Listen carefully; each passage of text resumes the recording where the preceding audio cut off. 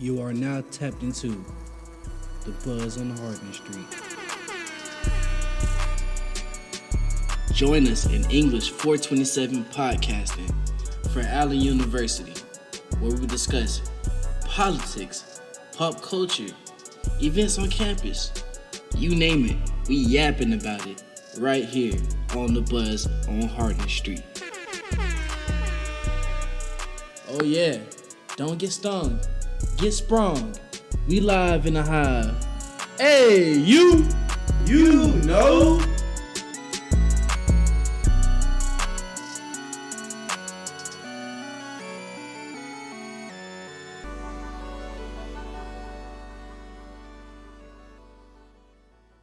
Hey y'all, we back again with another episode. Thank you, audio man.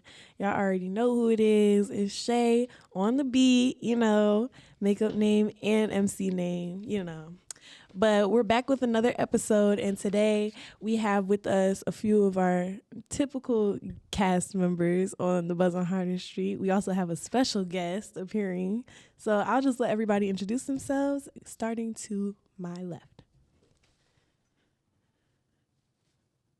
Oh. Yo, it's your boy Jay coming to slay. You already know the vibes. You already know we not sprung. We definitely stung, and Tim on the pod. As always, we finna get lit for sure. Tight. All right, y'all. This is the real Kevin Trump. Happy to be here. For sure, JT, and I'm back in. Gave you my back end. It's nothing less, nothing more. To buy mine. Let's do it. It's Naya. Are you anywhere in particular today, Naya? Yeah. Oh. Hey, shout out to Michaela too for the she's not here, but shout out to her. Shout out to all our missing guests. Brandon. Brandon. Michaela. Yeah, we wish you were here, y'all. Wish y'all were here. Y'all should come. Big Mac. We need. Our hearts is our hearts thinking are out about for y'all. Yes, always. Well,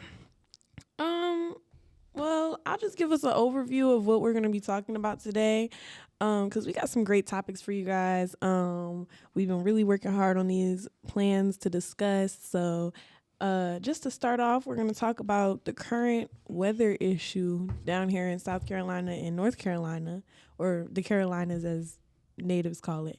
And just talking about the crazy things that have been going on. Then we're going to get into some conversations about something a little bit more serious, and discussing, child abuse and prevention for that. And then we're going to be talking about quality enhancement plans for Allen. And our conversations jump around a lot, y'all, but these are important topics, and this is what the people want to hear. This is what y'all want to hear. So I'll kick this off. So there's been a bunch of wildfires, y'all, in South Carolina and North Carolina on the coastal areas, I'm pretty sure. I know I've heard specifically Myrtle Beach. There's been a lot going on there. Is this a concern for y'all? Absolutely. Especially it's going to affect a lot of travel plans because I'm not even going to lie, and I can attest to this. For spring break, one of my trips was probably going to be to the beach, and now we hearing about fires, so it's gonna change my mind about going. But yeah. It's really concerning. Because when I first learned about it, I'm like, dang, like wildfires in South Carolina. Like, mind you, Columbia is in South Carolina where we're based at. And I was kind of thinking, even for a split second, the wildfires might even come into Columbia. But based upon the research that I did, they happened in Myrtle Beach, which is still hurtful because I love Myrtle Beach. Actually, I was planning to go there for this spring break, but it seems like I may have to change my plans around. Yeah, it's frustrating because lately there's just been a bunch of different things going on, weather related, travel related, things that have been putting a stop to everybody's goals and ambitions for what they want to do moving forward. But what do y'all think contributed to the wildfires happening down here? Because I know a lot of discourse that I saw on Twitter, people were saying things like like people from the Carolinas were initially saying things like, "Oh, California is cursed. They need to repent for their sins," essentially, and that's the reason why California was on fire. So, do you think South Carolina needs to repent? Because that was one of their main things that they were saying. I don't know. Maybe because I still can't get over the fact that the state house is actually just basically a stomping grounds for racist people.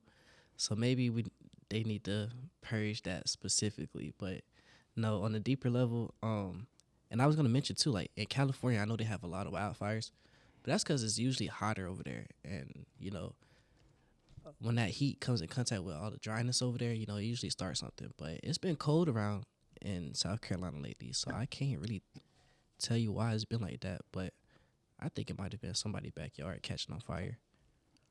Yeah. I think that, well, what I researched at least was that it was due to dryness in the weather and in the air, and especially by the beach. You don't want that because, like, how is the air dry by the beach? Like, that's typically a very humid place. I'm pretty sure the root of it all essentially is climate change. But unfortunately, it caused a lot of catastrophes. There were 22 wildfires documented early last Thursday, and that went down from 100 earlier in the past week. So it was definitely something disheartening for me to hear. Yeah. So how has South Carolina responded to these fires? Like, have y'all seen anything? I haven't seen anything, and I would assume it's under control because if it was like this great big tragedy, I was using a combination of travesty and.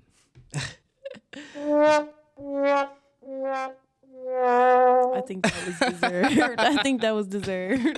It might have been a little deserved, but no, I mean, this hasn't been brought to my attention up until actually earlier this week.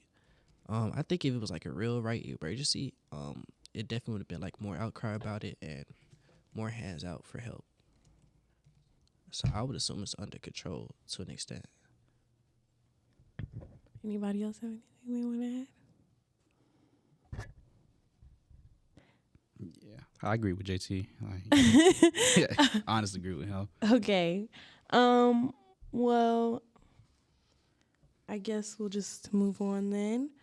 Now that we've set the stage for today's discussion, let's move on into talking about how just as natural disasters can leave long-lasting effects on communities, so can the tragedies that happen within the homes that, are so near and dear to us, And so that's why I think that the next topic we should start on is talking about, raising awareness for child abuse. Lately, I've been seeing a lot of like crazy stories about these like influencer parents who are like exploiting their kids for money and views and likes. And not only that, there's a lot that happens behind closed doors, especially being, a part of the Black community. A lot of times it's a niche topic to discuss because we think that things that are not normal are normal and are normalized in our communities. So I guess to start off that discussion, what are warning signs of child abuse and how can people recognize when a kid is in need of help and assistance? Go ahead, Tim.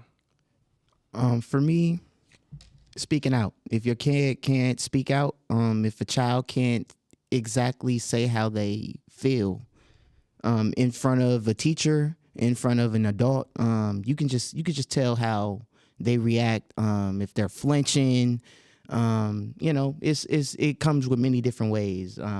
You can be real timid in speaking, so a lot of things come with like your facial expressions, your posture, all that.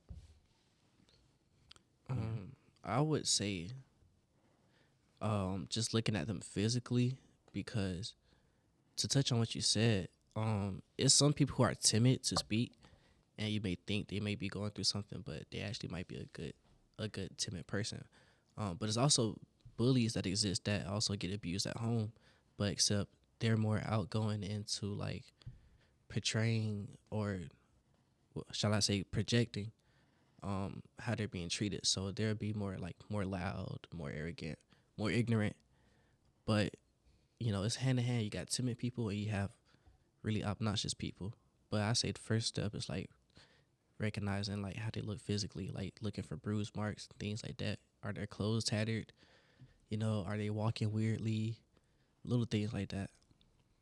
Yeah. I would probably say like they behavior issues. Like you can tell how a child normally is, and then if they change into their ways.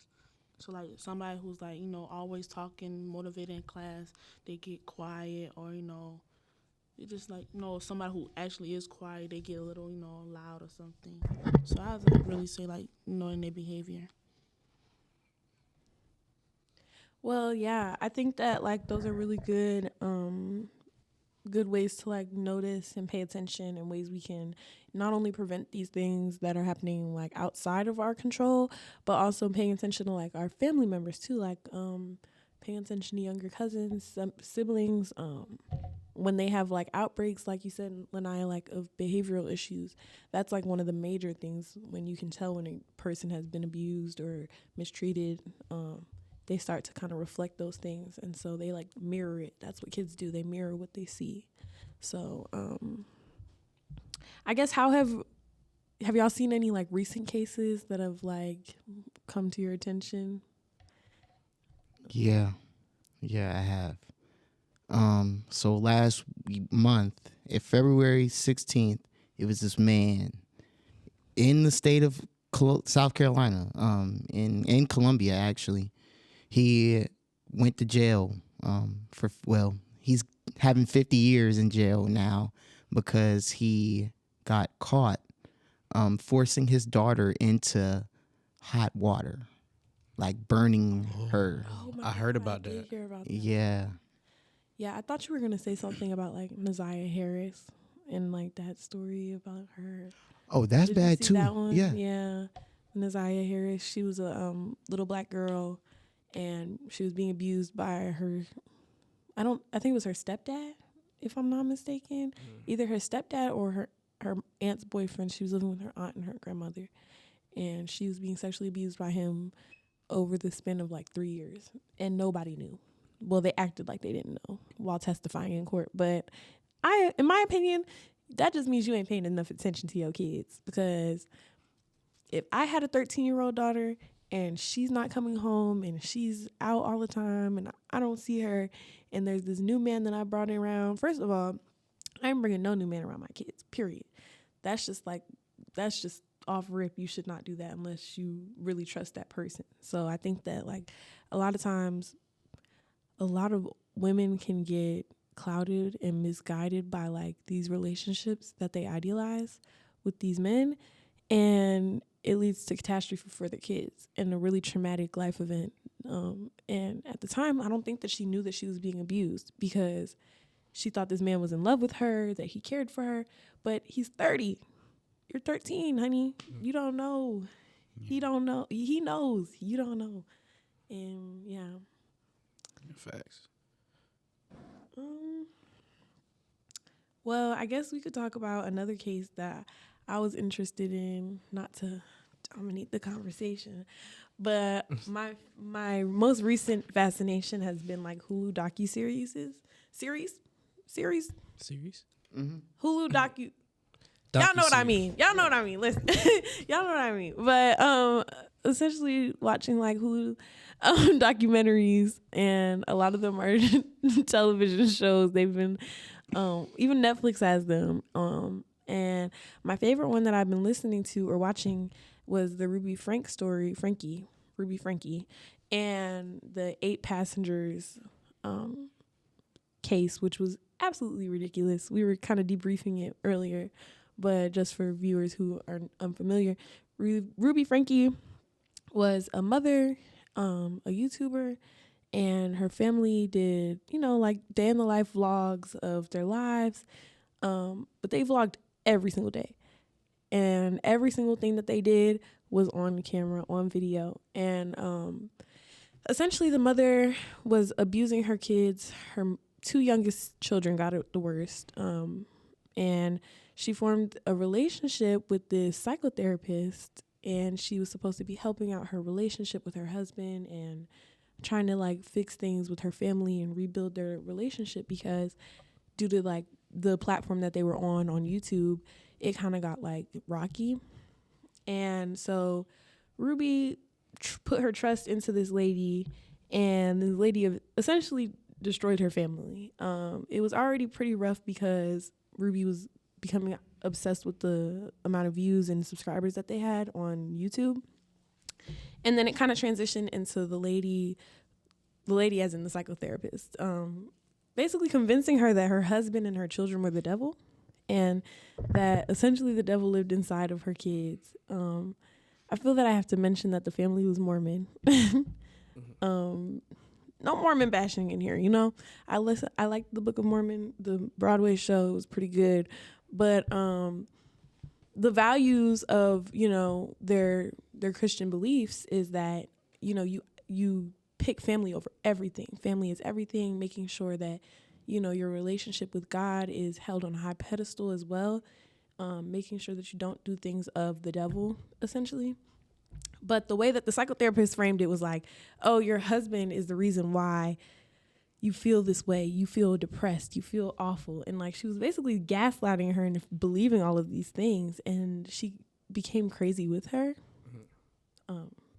And basically essentially ended up beating her kids, providing them with like punishments with lack of food, basically restricting them from eating.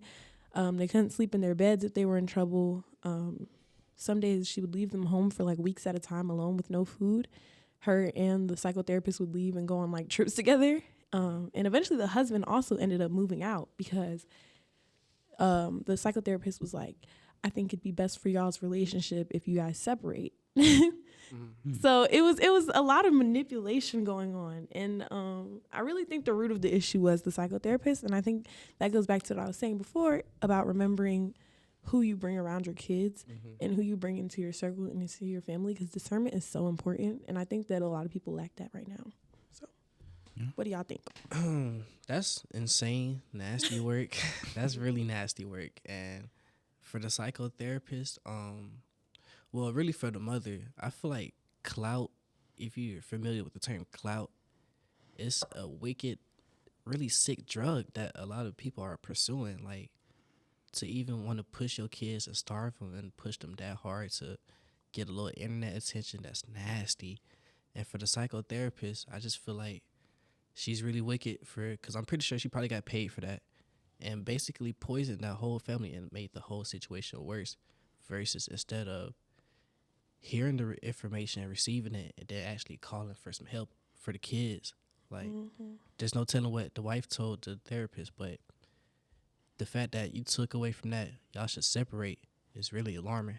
And I think we should take a look at who we really vent our frustrations to as well. Yeah, definitely. I mean, I don't like that. Putting smoke in her head to make her react, you know, crash out on the kids. That's not cool. If anything, it should be for the kids. I mean, be for both sides of the party, but there's a better way than, you know, feeding negative energy into already negative energy. So now you got chaos. Yeah. And the series is actually titled something about letting the devil into your house. And I think that it's like symbolic, because the woman was trying to convince her, like, your kids are evil, your husband is evil, these people are evil, you need to leave them and come with me and be with me.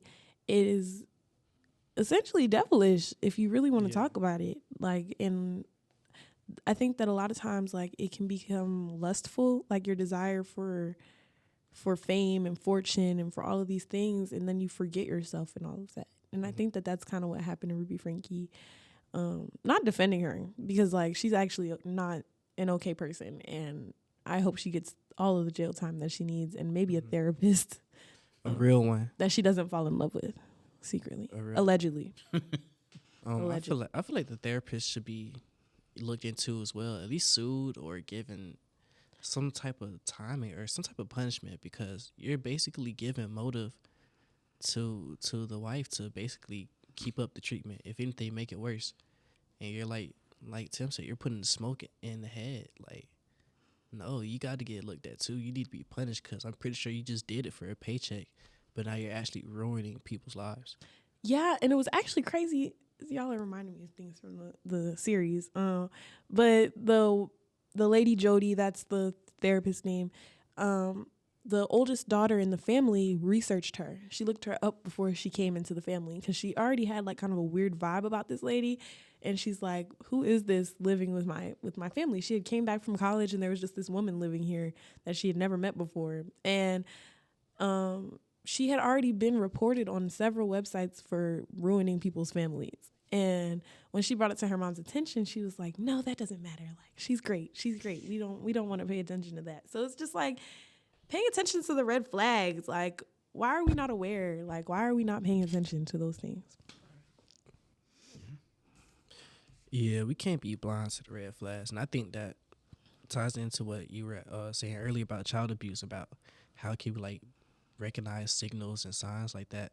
I think a first step would be, don't ignore the red flags. Like, if you see something that's wrong, please say something. Please act on it, instead of trying to push it down or trying to find another way around it, or let somebody else in your life who don't know what they're talking about. And I think parents should listen to their kids more. Yeah. 'Cause I mean, hey, if my kid got a fishy, if my kid is telling me I'm getting raped by my uncle, I'm not gonna sit there and brush that off, be like, oh no, you don't know what you're talking about. You gotta listen to your kids. That's how we prevent abuse and things of that nature. Yeah, but when you say if like a child getting like raped by their uncle, sometimes I'm not defending no parents, but sometimes parents does that because they probably experienced that growing up, and like nobody listened to them, so like so that could be like why they try to brush it off, because like nobody paid attention to them. Because I actually know somebody who like as a child they was getting her and her sister was getting raped by their uncle, and they tried to tell their grandma, and the grandma wouldn't listen. But they was like old enough and smart enough to like one time they try to try to really do it one time. I don't know what they did. I guess they got food coloring or whatever, and they try to make it seem like their cycle came on, and then they had rushed to the police and they showed like the marks and all that. How smart. That's not okay. You gotta break the cycle. Yeah. Like, everything just has to be broken. Generational curses, all things of that nature. There's no reason to keep it continue, because that's how history repeats itself. But hurt people, so. True. That's true. But that's not okay. But I think that's another reason why, not to change its subject, but I want to relate it to something. We had a conversation about parenting styles and like hookup culture too, and discussing like what qualifies somebody to be ready to be a parent. Like I think that's a major thing for me, is like people having kids before they're ready and before they consider all of the things that come with having a child. Because once you become a parent, you really cannot think about anybody but your kid. Your kid comes before you, and that's how it should be. And so, like, if you are not in a place where you've healed from your trauma, where you've, become financially stable enough to sustain a child, emotionally and mentally stable enough to support a child, you shouldn't be having kids. And it's even worse now because, some people, we can't have abortions. So, like, even if it was a mistake, like, it's not like they know they wasn't ready. That's why they want to have an abortion. But now they taking the privilege of us to even have an abortion. Now people just having kids. And, like, they better start birth control. So it's like anything can happen nowadays. Whoa, they about to stop birth control?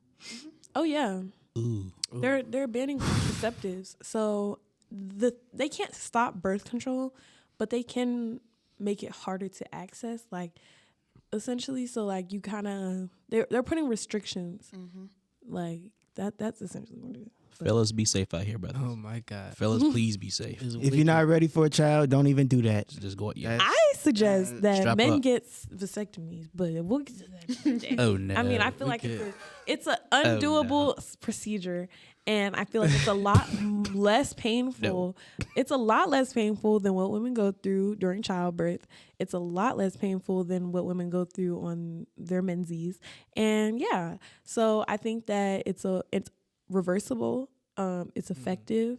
Yeah, but I think the men are kind of just scared to do that. So Yeah, I feel that's fair. Let me just touch on that. Then we can really back into we can really back into the other point I was gonna make. I just feel like we should revert back into like older dating practices. Like, wait to give it up until y'all actually married, because I guess that's how it was supposed to be. I'm gonna That's the Bible term. So like Yeah. religion. Biblically, I guess. Biblically, but I know everybody doesn't. Yeah, everybody. Everybody's not religious. Yeah. But I feel like they might have been onto something with that. Like, wait until y'all get married, because I feel like nowadays, really, you can have sex with somebody the first time you meet them nowadays, and it's ridiculous. I can say that. That's not good. That's not good. Yeah. But I'm gonna leave that alone. Because it is a list going around this campus. So Well, I'm gonna leave that. okay. Yeah, that's a good one. Before we get off this oh, topic, yeah. resources for people to get help with issues of being abused. I mean, like the examples that y'all have spoken to, like this is a widespread problem, and there are people on this campus right now who have been affected by this. mentally, And yeah, and like you were saying, hurt people, and so it's incumbent upon us to take advantage of the resources that are available to break these cycles, like JT was just saying. And there are resources available on campus, like telehealth. You can visit with a psychologist remotely. That service is available free for all Allen students. We have counselors on campus in the basement of Arnett Hall who are always willing to talk to you. And we also have a program. It's a grant-funded program on campus. It's called AU Rise. And it focuses generally on wellness, but the grant was written specifically to help people who have experienced some kind of trauma in their life and to create a network of support for students on campus who need that. And so that's run out of the house that's over there on Pine Street, and they have programming all the time. So I just hope people who are listening are aware that, there's help out there, there's help available. And you're not alone. Yeah. I'm sorry, host. Oh. If I may I? You may. Thank Make it quick. Quick. Okay, I find it funny how, to touch on Trump was saying, we have services out here like CPS, Child Protective Services, but I find it funny that whenever CPS is presented actually to a household, they deny the help for some reason, and they stay together. Like me personally, I've seen a couple situations where, the children are clearly getting abused, and then CPS is presented, and then all of a sudden it's like, well, no, actually we don't want the help from CPS, so we're gonna stay together and we're gonna continue to abuse the kids, but we don't want any help from CPS. And I never understood that from people at all. I think that with CPS, speaking as someone, and this is the last thing I'm going to touch on this topic, but speaking from someone who has cousins in foster care, CPS is a mess. DHS, DFS, a mess everywhere. It's not just down south, up north, it's a mess. And I actually did my grant proposal on helping foster care students, speaking of grants, last semester. And it's just very frustrating to see how people are so pro-life and so, for having these kids and putting them into these unstable homes. And I think that, the issue really comes from lack of funding. Trump is trying to cut all of this federal funding and cut back on all this money that's needed for these programs. Like programs like DFS, those are needed. Like making sure that kids are safe in the homes that they're in, making sure that foster kids are safe in the homes that they're in. Specifically, there's so much that happens in these homes that people don't know about because people are really just trying to foster these kids to get a check. Essentially, you get paid for fostering kids and the money is supposed to go towards the kids, but a lot of times the parents just take it for themselves. Mm-hmm. And just making sure that we do specific audits for these families. Like whoever your social worker is should be doing audits on where this money is going, like keeping receipts from what you pay for, making sure these kids are fed, clothed correctly. Like I've just heard so many stories and so many scenarios where people have been abused in these homes. And that's where the abuse really starts, at these foster, home people who saying they want to protect this child, but they really harming them. So Yeah. So just making sure we if you're going to be pro-life, be pro-life in all aspects, not just pro-life for the rich, not just pro-life for the Yeah, thank you. But yeah, not just pro-life for the people who have access to economic wealth and yeah. But to go back to the AU Rise thing and campus involvement and whatnot and how we can use the resources that Allen has, let's talk about how we can improve our campus here at Allen, because there's been several complaints, more than several, really, just a bunch of complaints from students about quality of life here, the CAF. There's so many things that I can't even really get into.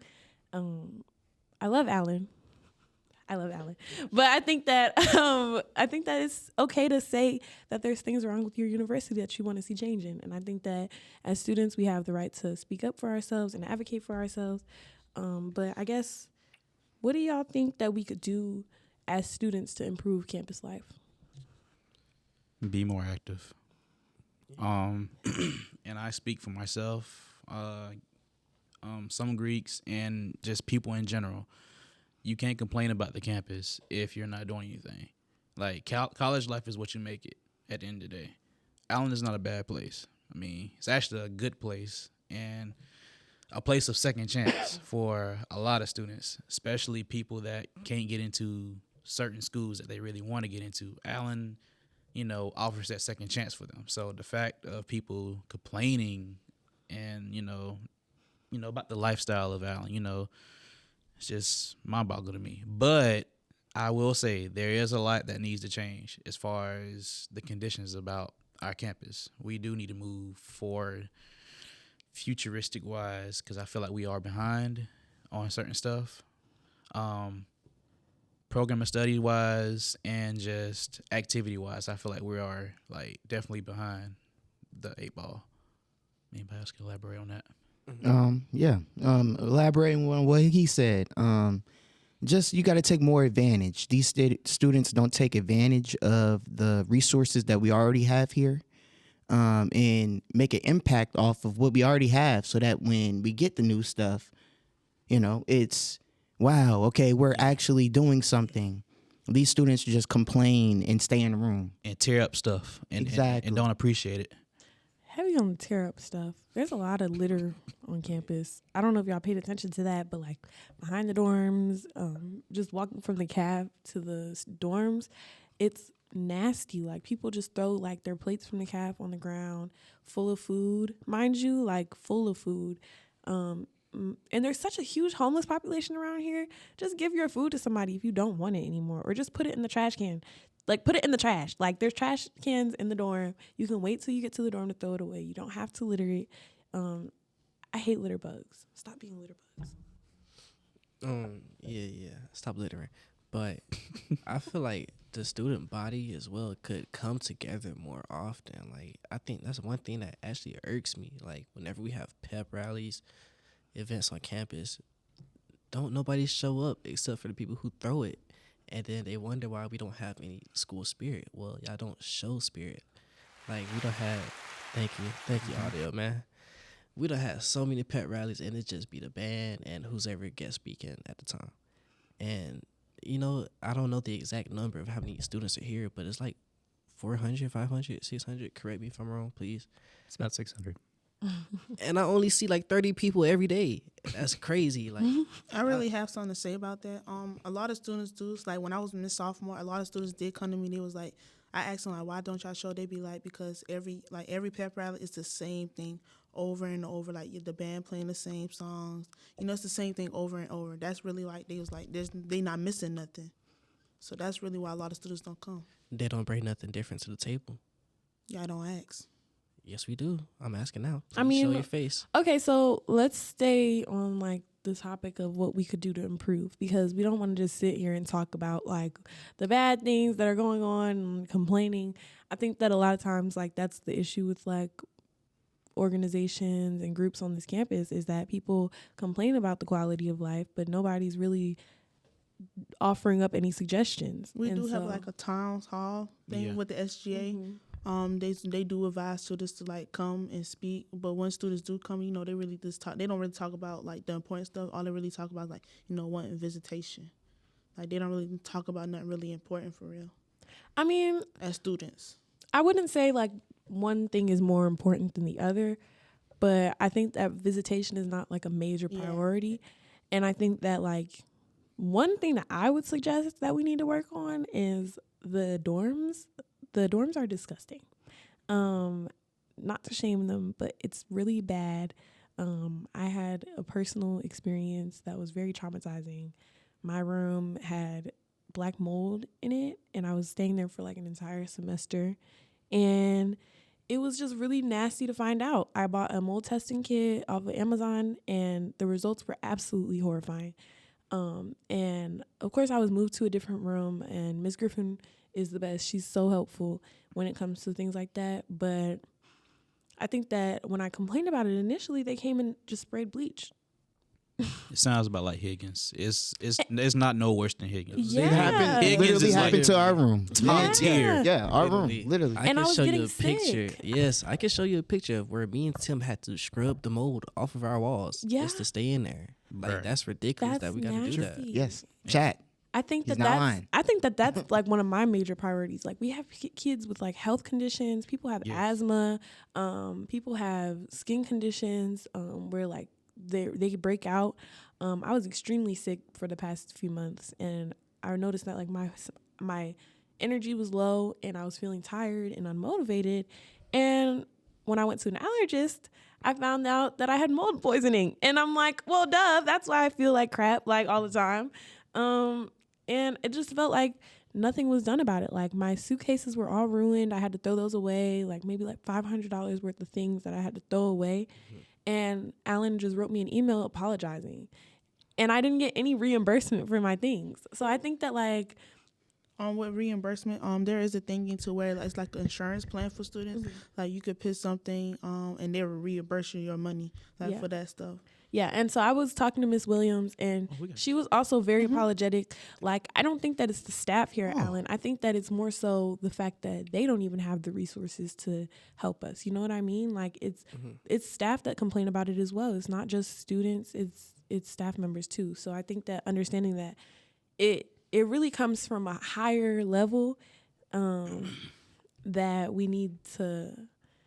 We're a private institution. We don't get federal funding. So it's like Allen needs to start maybe making a better budget and making investments in the quality of living for students, because like I had to stay off campus for a couple of days until I could come back because I was so just like disgusted. So I think that, yeah, that's my major thing. I feel like I said, to elaborate on what y'all was saying, Allen has money, even though we don't get federal funding. I feel like I said, we are sponsored by like tons of AME churches. So I feel like I said, all them old people, they donate their tithes and all that good stuff. There's no reason why Allen shouldn't have any money to fix our living conditions and stuff like that. And on top of that, They put some of them money towards carpet. As you can see, they had stopped with that. for stuff that Yeah. doesn't even matter, Like, we're not asking for a lot, I feel like, as students. And I feel like to give us maybe, like, a question box where we can submit things towards, like, directly to the president or to the board, the chairman of the board. And, like, as students, we need to have that open line of communication. Like, I feel like we don't really get to speak to the president. I don't think I've ever spoken to the president. I haven't been to one of the SGA town halls meeting, but do the president be there at those meetings?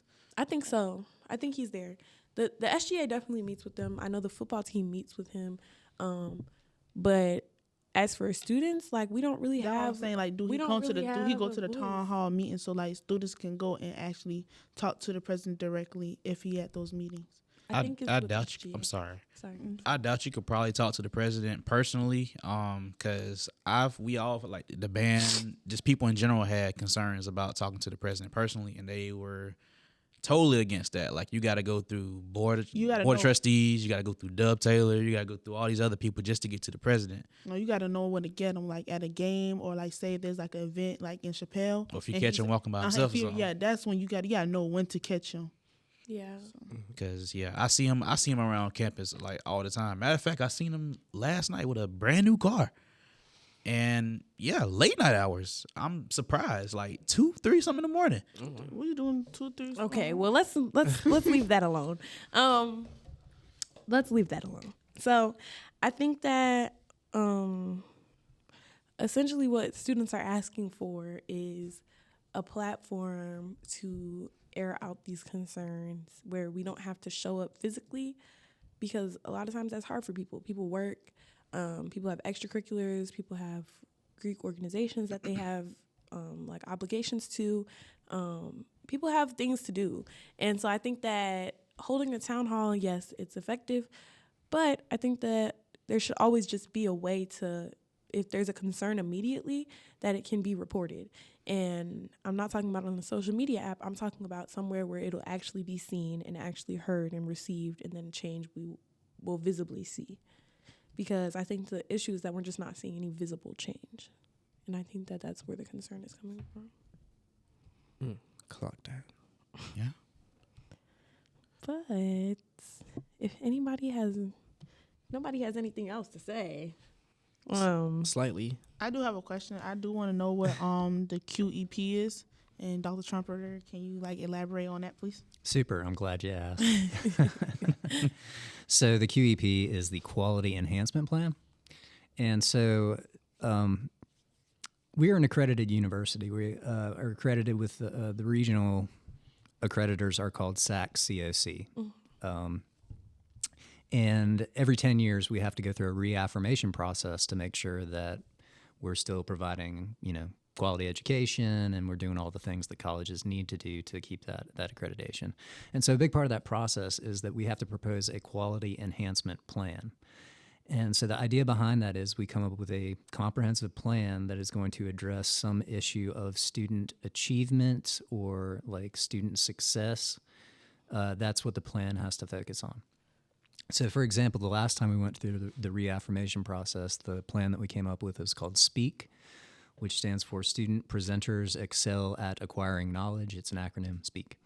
And the goals of that program were to have students do more oral presentations, to give them opportunities to like present research, to speak in public, to help them develop oral communication skills, which are really valuable when you get out there in the real world. Pretty much all employers are looking for that. If you want to be your own boss and be an entrepreneur, it really helps to be able to speak well and present your ideas effectively. So that was really the goal of our quality enhancement plan.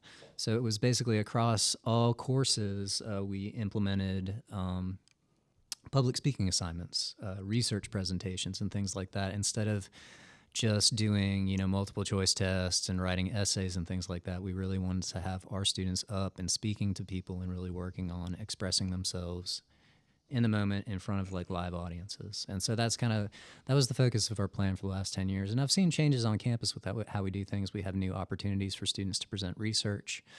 For example, in October and April of every year, we have the board meetings when the board comes on campus.